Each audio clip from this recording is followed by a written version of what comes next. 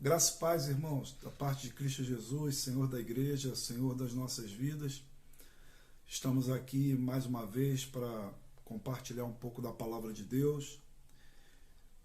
Quero pensar um pouquinho com os irmãos, porque as últimas horas têm trazido um pouco mais de reflexão ao nosso coração, alguns questionamentos, algumas dúvidas, e isso tem gerado em nós algumas atitudes e alguns sentimentos que eu quero trabalhar diante da palavra do Senhor.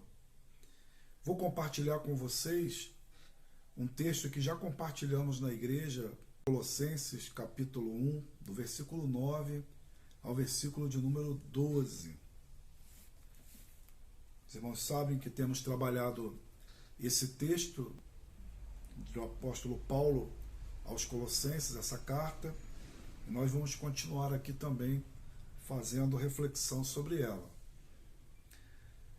Colossenses, capítulo 1, versículo 9 ao versículo de número 12, a palavra do Senhor nos diz assim: Por essa razão também nós, desde o dia em que ouvimos, não cessamos de orar por vós e de pedir que transbordeis de pleno conhecimento da sua vontade, em toda a sabedoria e entendimento espiritual, a fim de viverdes de modo digno do Senhor, para o seu inteiro agrado, frutificando em toda boa obra e crescendo no pleno conhecimento de Deus, sendo fortalecidos com todo o poder, segundo a força da sua glória, em toda a perseverança e longanimidade com alegria, dando graças ao Pai que vos fez idôneos à parte que vos cabe da herança dos santos na luz. Esse texto, irmãos, ele é um texto muito rico. Trabalhamos esse texto na igreja e é inevitável, precisamos lembrar algumas questões aqui que fazem parte do contexto da carta para entendermos melhor o texto que acabamos de ler. Lembrando, o apóstolo Paulo está preso em Roma, o apóstolo Paulo recebe a visita de Epáfras, o apóstolo Paulo toma conhecimento do pouco da vida da igreja em Colossos, como esses irmãos estão vivendo, e toma conhecimento também da ameaça das heresias na vida da igreja em Colossos. Então o apóstolo Paulo faz valer mais uma vez a supremacia da pessoa e da obra de Cristo Jesus, e o apóstolo Paulo vai tratar então as heresias a partir dessa doutrina tão importante para a vida da igreja, que é a cristologia. Meus irmãos, vamos lembrar aqui então que o apóstolo Paulo percebe as ameaças que haviam na igreja. O apóstolo Paulo tem ciência do perigo que ronda a igreja, mas antes mesmo do apóstolo Paulo discursar de forma mais profunda sobre teologia, sobre doutrina em si, o apóstolo Paulo ora. O apóstolo Paulo fala com Deus em oração. Essa é a essência da vida cristã. Nós estamos vivendo momentos bem difíceis na nossa história, na nossa vida, nos nossos dias. E é interessante perceber o apóstolo Paulo enfrentando um problema, enfrentando uma dificuldade, enfrentando a adversidade. O apóstolo Paulo orando ao Senhor. Ora por essa igreja, ora por aqueles a quem ele escreve, porque ele cria firmemente na comunhão em oração para enfrentar as heresias e dificuldades que havia na igreja em Colossos. Nós temos crido assim, irmãos? Essa é a pergunta que se segue como introdução da nossa reflexão. Temos crido nisso?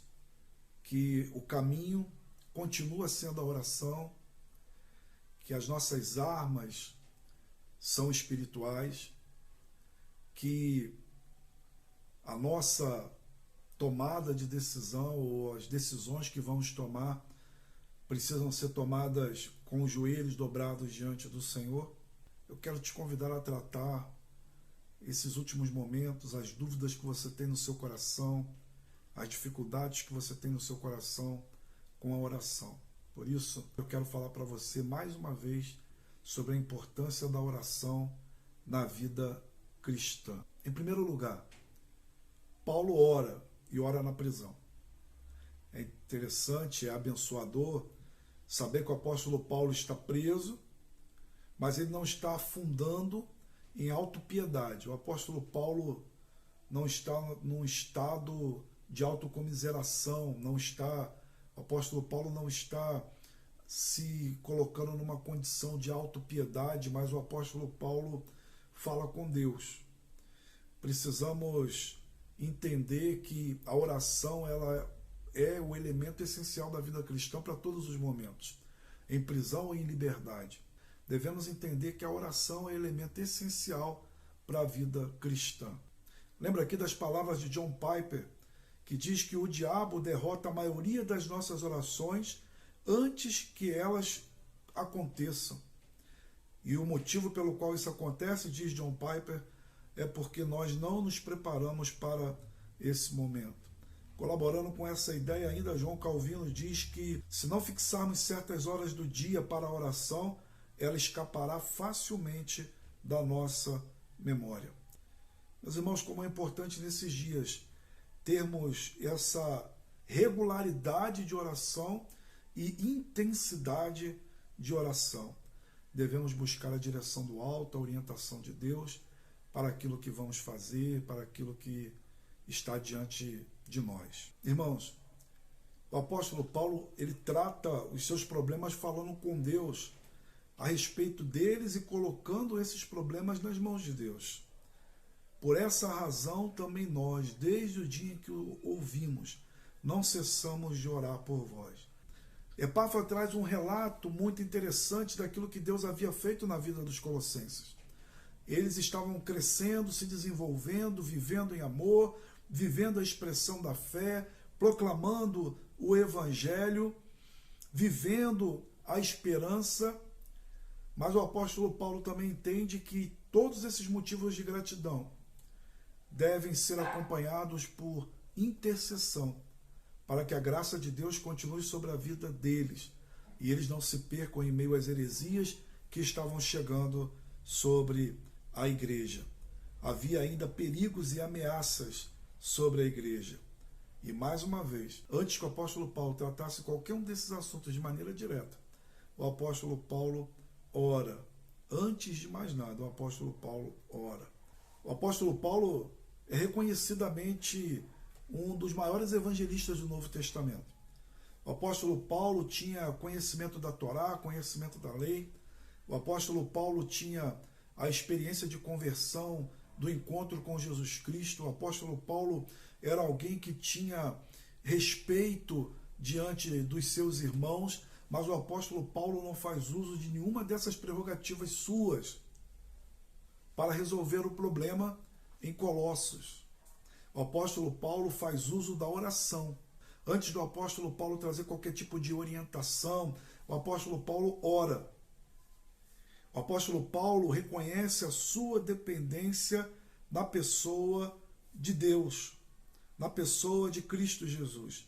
O que me lembra do apóstolo Paulo escrevendo a sua carta aos Coríntios, no capítulo 10, versículo 3 ao 5, nos diz assim: porque embora andando na carne, não militamos segundo a carne, porque as armas da nossa milícia não são carnais, em si poderosas em Deus, para destruir fortalezas, anulando nós sofismas, e toda altivez que se levante contra o conhecimento de Deus, e levando cativo todo pensamento à obediência de Cristo. O apóstolo Paulo reconhece, irmãos, que há momentos que nós temos que fazer uso são das armas espirituais e não das armas carnais. Não do que eu acho certo, do que você acha certo, do que o grupo A ou B está defendendo, mas nós precisamos fazer uso da graça bendita que Deus nos deu, do meio de graça chamado oração, da dependência que temos do Senhor e buscarmos nele a direção para isso. O problema na igreja sempre é o problema do esfriamento. Alguém já disse que onde nós caímos é na vida devocional. As nossas quedas enquanto crentes, enquanto homens de Deus, mulheres de Deus, se encontra na nossa queda de vida devocional. Quando abandonamos o lugar secreto da oração, quando deixamos de nos colocar diante do Senhor, buscando a sua direção e a sua soberania e sabedoria. É ali que nós caímos. O pastor Paulo Júnior diz que a nossa geração desconhece o que é ficar de joelhos diante do Pai, horas a fio em oração. Para os nossos tempos, isso é uma prática legalista, coisa de fanático. Não, meus irmãos, diz ele, estamos longe disso. Somos uma geração fria, doente e morta. Temos muita sofisticação, muito conhecimento e boa teologia. No entanto, nada de oração.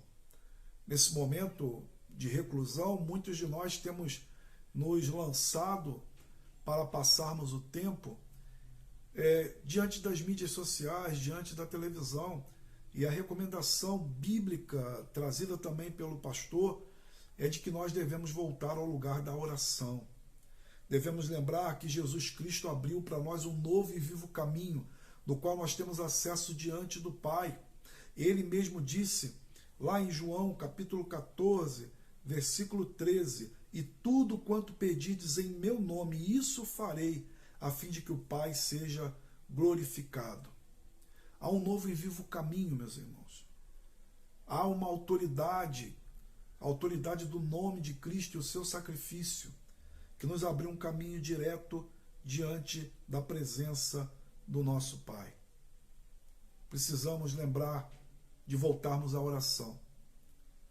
Antes de tomarmos qualquer decisão, antes de discutirmos incansavelmente nas mídias sociais sobre quem é que está certo, antes de ficarmos discutindo quem é que tem razão, antes de julgarmos o nosso irmão porque ele tem uma decisão diferente da nossa, antes de promovermos divisão entre nós, irmãos cristãos, e até mesmo entre nós, seres humanos, devemos colocar os nossos joelhos diante do Senhor, reconhecer a nossa incapacidade, reconhecer a nossa limitação.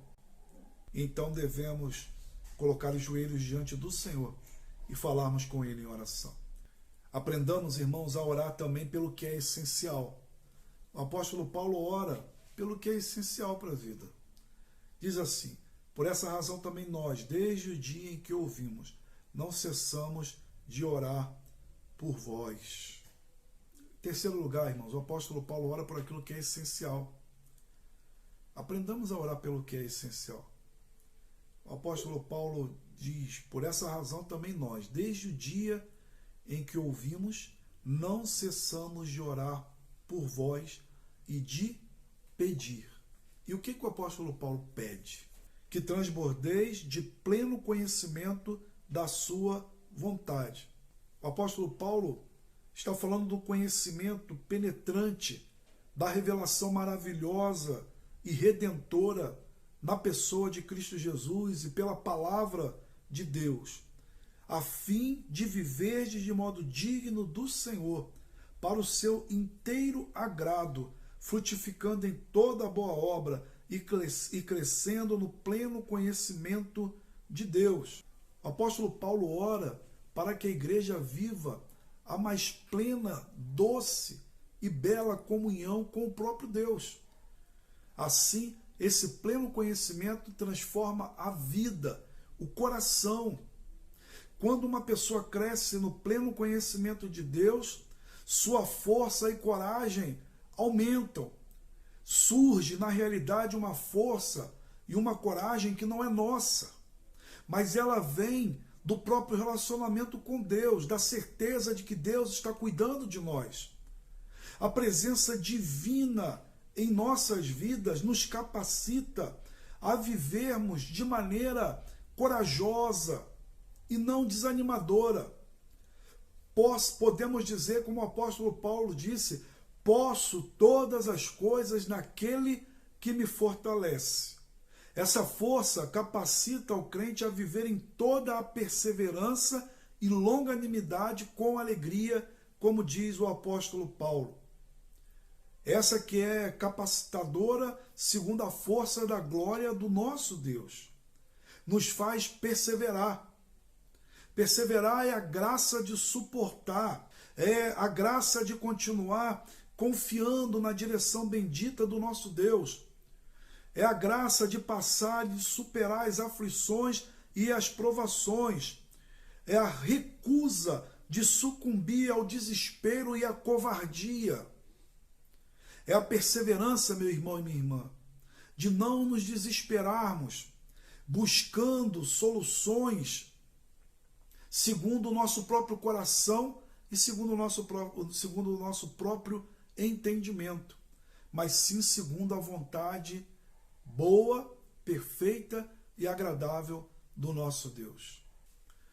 A longanimidade, irmãos, é a paciência e está associada nos escritos paulinos com benignidade, misericórdia, amor, bondade, compaixão, mansidão, humildade, tolerância e um espírito de perdão, conforme depois você pode ler em Romanos capítulo 2, 4, Gálatas 5, 22, Efésios 4, 2 e Colossenses 3, 12 e 13.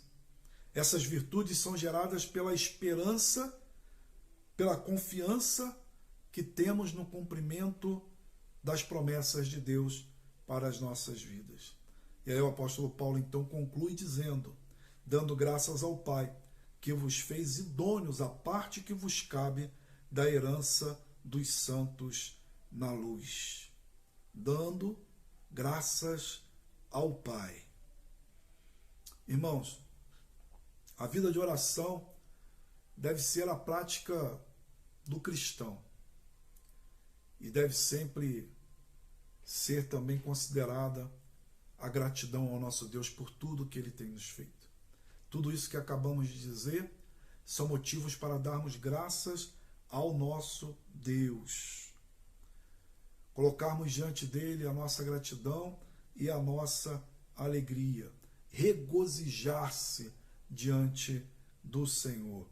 O Filho do seu amor, Jesus Cristo, nos deu a graça bendita do acesso direto ao trono do Pai e de colocarmos diante dele todas as nossas ansiedades. Porque o Senhor tem cuidado de nós. Paulo destaca a necessidade de ser grato. Tem sido grato, meu irmão? Mesmo em meio a essas dificuldades, mesmo em meio às dúvidas, mesmo em meio às lutas, temos motivo de sobra para continuarmos sendo gratos ao nosso Deus, para exercermos a nossa gratidão diante do Pai. Faça de sua vida uma vida de oração, em concordância com os padrões de Deus. Viva o padrão de Deus para a sua vida, ou seja, viva a vontade de Deus para a sua vida. Não se entregue, meu irmão, aos sentimentos do seu coração. A Bíblia diz que o coração do homem é enganoso. O meu coração é enganoso e o seu coração é enganoso. Deixa eu lhe dizer uma coisa. Aparentemente, tudo mudou. Mas a realidade é que nada mudou. Aparentemente, tudo mudou porque a nossa vida, aquilo que fazíamos, as nossas atividades estão restritas. Mas nada mudou.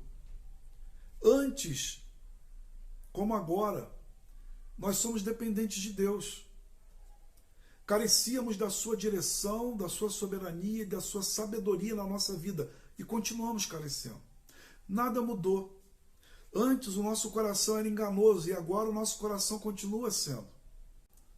Mas nós devemos entender que o padrão de Deus para a nossa vida é o que deve prevalecer. E o padrão de Deus é que nesse momento, diante da dúvida do que fazermos, diante daquilo que se chega, diante daquilo que chega para nós em notícias, nós devemos colocar os joelhos no chão, devemos orar, devemos buscar em Deus a direção e a sabedoria, porque o meu coração é inclinado para decisões que podem ser decisões que não vão agradar o coração de Deus e não vão gerar bênção na minha vida e nem na vida do outro. Por isso devemos então pedir a Deus a direção. Senhor, o que farei diante das últimas notícias? Senhor, o que farei diante das orientações que eu tenho recebido de um lado e do outro? Meu irmão, joelho no chão. Busca o Senhor em oração. Evitemos todo e qualquer tipo de acusação. Não é hora de nós nos dividirmos. Não é hora de nós procurarmos atingir alguém, ofender o outro. Não é problema, não é hora de repetirmos atitudes que nos separam. É hora de nos unirmos em oração diante do Senhor. Buscar a sua face, a sua direção, a sua orientação. Porque o caminho continua aberto. Ele foi aberto na cruz do Calvário, na pessoa de Cristo Jesus. E ele continua aberto hoje. Feche seus olhos nesse momento e vamos falar com Deus. Deus eterno, Pai querido e amado, digno de honra, de glória e de todo louvor. Quantas e quantas vezes nós não sabemos o que vamos fazer. Nos deparamos com as nossas limitações, Senhor Deus, do conhecimento. Nós não sabemos, ó Pai. Muitas vezes nós não temos a menor noção do que devemos fazer. E nós recorremos a Ti, suplicando que nesses dias, ó Deus, o Senhor, mais uma vez, como sempre foi necessário na nossa vida, nos dê a direção, o equilíbrio, a maturidade, a sabedoria, a humildade para ouvir a Tua voz. Nos parece, Senhor Deus, que temos dois caminhos e nós não sabemos qual tomar. Algumas vezes o nosso coração parece certo de que a decisão a ser tomada é essa. Mas mesmo assim, podemos estar enganados. Por isso te pedimos então, em nome de Cristo Jesus, que o Senhor agora esteja falando com o teu povo, com o teu servo e com a tua serva que está nos ouvindo. E conceda a ele e a ela, ó Pai, a calma e a tranquilidade de ouvir a tua voz, de ser dirigido por ti. E, ó Pai, haja em nossos corações para que esse momento seja momento de comunhão, de fortalecimento de laços, de compaixão, de misericórdia, de bondade. E não, ó Pai, momento de divisão, de acusação. Que a soberba não tome o nosso coração no entendimento, ó Pai, de que nós não somos superiores a ninguém. Não somos donos da razão e a nossa verdade não é verdade absoluta, só a Tua é. Por isso, em nome de Cristo Jesus, conceda-nos a graça de que ao invés, Senhor Deus, de qualquer tipo de acusação, estejamos orando uns pelos outros. Fortalece, ó Pai, a Tua igreja, anima o Teu povo e abençoa-nos e ajuda-nos a estarmos sempre de joelhos diante de Ti, como Teu povo. Oramos assim, Deus, no nome bendito e santo de Jesus Cristo. Amém e amém. Deus te abençoe, meu irmão, Deus te abençoe, minha irmã, que você tenha aí diante de Deus toda a direção, toda a orientação necessária para o seu dia a dia, para a sua vida. Fique em paz, nos vemos em breve. Amém.